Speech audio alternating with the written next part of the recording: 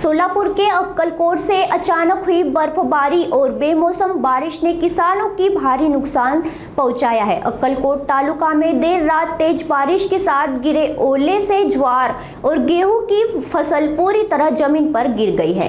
खासकर सावंगी क्षेत्र में अधिक नुकसान हुआ है। किसान प्रशासन से जल्द सर्वे कर मुआवजा देने की मांग कर रहे हैं। आइए जानते हैं क्या प्रतिक्रिया दी दादा माने ने। काल आपल्या अक्कलकोट तालुक्यातील सांगे बुद्रुक या आपल्या गावातील मी शेतकरी दादा माने बोलतो।